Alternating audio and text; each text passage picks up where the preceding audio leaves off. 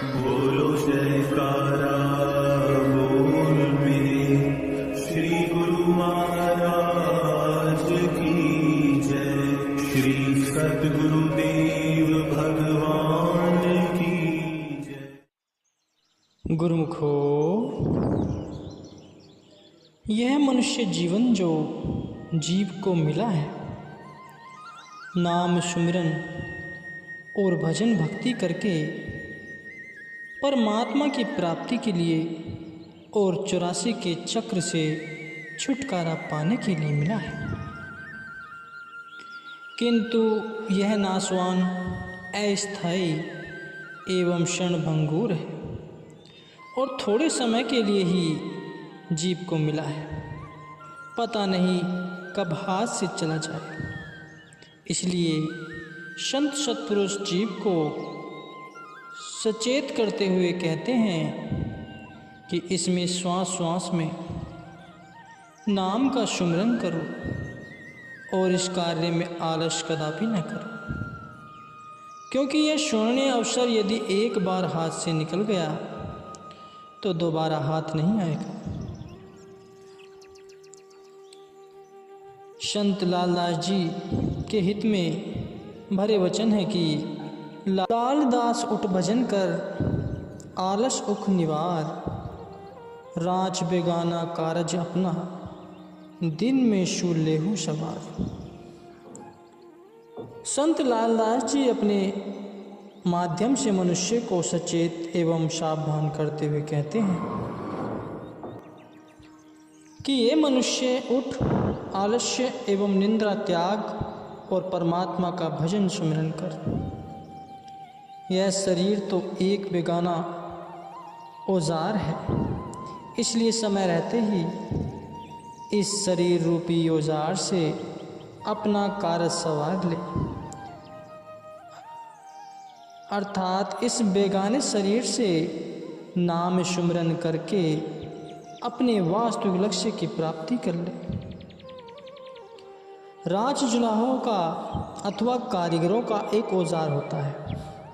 यदि कोई मनुष्य किसी से यह औजार कुछ समय के लिए मांग ले जाए तो बुद्धिमान और शयाना मनुष्य वही कहा जाएगा जो शीघ्र अतिशीघ्र उस बेगाने औजार से अपना काम ले ले, क्योंकि आखिर तो यह औजार वापस देना ही पड़ेगा। जिसका यह औजार है वह इसे वापस तो ले ही जाएगा। इसी प्रकार यह मनुष्य शरीर भी जीव को कुदरत की तरफ से कुछ समय के लिए मिला है और कितने समय के लिए मिला है यह भी पता नहीं है। इसलिए विचारवान मनुष्य वही है जो कुदरत द्वारा बख्शे हुए इस बेगाने शरीर से नाम सुमिरन करके जीवात्मा का कार्य संवार ले। संत दुलनदास जी के भी कल्याणकारी वचन है कि हे प्राणी, संसार में जब तक तेरा जीवन है तब तक प्रभु के चरणों के साथ चित्त का संबंध जोड़ रख। इस कार्य में तनक भी आलस्य एवं देरी मत कर, क्योंकि इस शरीर का क्या भरोसा। जैसे समुद्र का बढ़ा हुआ पानी कुछ समय बाद उतर जाता है, वैसे ही उत्पत्ति और विनाश होते देर नहीं लगती। फिर ऐसे नाशवान शरीर का अभिमान क्या करना। यह तो उस विधाता की अद्भुत रचना है। वह जब चाहे उसे बनाता है और जब चाहे मिटा देता है। इस वास्तविकता को समझकर तू प्रभु नाम की पहचान कर ले, अर्थात सत्पुरुषों से नाम की दात प्राप्त करके श्वास श्वास में उसका सुमिरन कर ले। आज नाम जपने और भजन अभ्यास करने का सुंदर अवसर बन गया है, इसलिए इस स्वर्णिम अवसर से लाभ उठा ले। कल के विषय में कौन जानता है कि कल क्या होगा, क्योंकि काल का कोई पता नहीं कि कब आ जाए और इस शरीर का अंत कर दे। जीव को यह जो मनुष्य शरीर प्राप्त हुआ है, यह 84 लाख योनियों में भरमाने के बाद चिरकाल के बाद मिला है। यह अपने अंशी परमात्मा से मिलने के लिए एक सुनहरी अवसर जीव के हाथ लगा है। जैसे कि सत्पुरुषों ने कहा है, सत्पुरुष श्री गुरु अर्जुन देव जी महाराज कहते हैं कि हे मनुष्य, तू कितने ही जन्मों में कीड़ा और पतंगा बना, कितने ही जन्मों में हाथी, मछली और हरिण बना, कितने ही जन्मों में पक्षी और सांप बना, कितने ही जन्मों में तुझे घोड़े और बैल का शरीर मिला, कितने ही जन्मों में तुझे पत्थर और चट्टान बनना पड़ा, कितने ही जन्मों में गर्भ में ही तेरा शरीर अनंत हो गया, कितने ही जन्मों में तू वृक्ष बनकर पैदा हुआ और इस प्रकार तू दीर्घ काल तक 84 लाख योनियों में भ्रमण करता रहा। चिरकाल के उपरांत अब तुझे यह मानुष्य शरीर प्राप्त हुआ है। अब इसमें परमात्मा से मिलने का यत्न कर, क्योंकि यह जन्म ही परमात्मा से मिलने का अवसर है। परमात्मा से मिलने की बारी है। महापुरुष अपने कल्याणकारी वचनों द्वारा मनुष्य को सचेत करते हैं कि चिरकाल के उपरांत तुझे मनुष्य जन्म के रूप में परमात्मा से मिलने का यह अवसर प्राप्त हुआ है, जिससे बिछुड़ कर तू युगों तक 84 लाख योनि में भ्रमण कर रहा है और नीच योनियों में जन्मते मरते हुए अनेक प्रकार के दुख कष्ट सहता आया है। अब इन दुखों से मुक्ति पाने का सुअवसर तेरे हाथ आ गया है। अतः इस संसार के रहते ही अपने इस वास्तविक उद्देश्य की पूर्ति कर ले। जब यह शरीर नष्ट हो जाएगा तब तो कुछ नहीं हो सकेगा। इसलिए इससे पहले कि यह शरीर हाथ से निकल जाए, नाम सुमिरन और भजन भक्ति का वास्तविक कार्य कर ले और इस कार्य में तनक भी आलस्य, प्रमाद एवं टाल मटोल न कर। यह कार्य शीघ्र ही कर ले, क्योंकि काल तो हर समय सिर पर खड़ा है। यदि इस अवसर से चूक गया तो फिर से उसी 84 के चक्र में जा पड़ेगा, जिससे युगों के बाद छूटकर तो मनुष्य शरीर में आया था।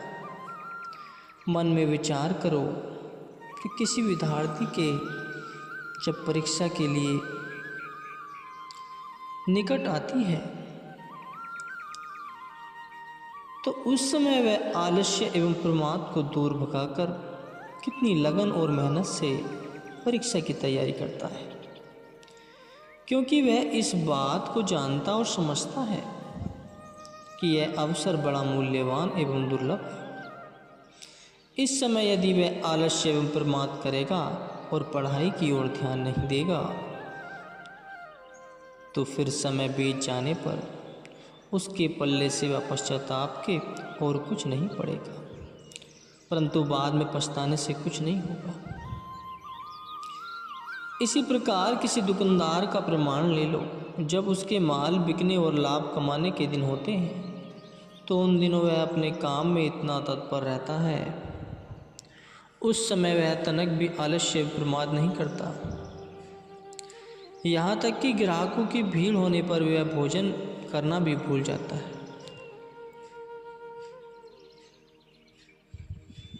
क्योंकि वह जानता है कि कमाई करने के अथवा लाभ कमाने के यही दिन है। यदि इस अवसर को आलस्य प्रमाद में व्यतीत कर दिया तो फिर बहुत हानि हो जाएगी, फिर बाद में पछताने से कुछ नहीं याद आएगा। ठीक इसी प्रकार मनुष्य जीवन का यह अवसर भी जीव को थोड़े दिनों के लिए मिला है, ताकि वह इस स्वर्ण अवसर में भजन भक्ति एवं नाम सुमरन का वास्तविक कार्य करके अपने वास्तविक उद्देश्य की पूर्ति कर ले। इसलिए इस दुर्लभ अवसर को पाकर मनुष्य को भजन सुमरन व आलस्य प्रमाद कदापि नहीं करना चाहिए। संत पलटू साहिब चेतावनी देते हुए कहते हैं कि दूसरे कामों में चाहे देर हो जाए, परंतु भजन सिमरन के कार्य में देर न करो, उसमें आलस्य एवं लापरवाही न करो, उसे शीघ्र अतिशीघ्र कर लो, क्योंकि यह मनुष्य जीवन थोड़े ही दिनों के लिए मिला है। बड़े प्यार से, बड़ी नम्रता से समझाते हैं कि यह मनुष्य शरीर रूपी पूंजी निरंतर हाथों से जा रही है। इसलिए मैं विनती करता हूँ कि भजन भक्ति के कार्य में आलस्य कदापि न करो। यह शरीर तो कांच का महल है, अर्थात नश्वर एवं क्षण भंगुर है, जिसमें आत्मा रूपी पक्षी रहता है। इस शरीर रूपी कांच के महल में 10 द्वार हैं, जिनमें से निकलकर आत्मा रूपी पक्षी उड़ने के लिए हर समय तत्पर रहता है। न जाने कब उड़ जाए और शरीर रूपी महल ढह जाए। इसलिए परमात्मा की भजन भक्ति एवं नाम सुमरन में मन लगाओ, इसी में भलाई है। भजन सुमरन के प्रताप से आवागमन का चक्र छूट जाएगा और जन्म मरण के दुखों से मुक्ति मिल जाएगी। संत पलटू साहिब का कथन है कि भजन सुमरन में विलंब न करो, अन्यथा फिर से 84 के चक्र में जाना पड़ेगा।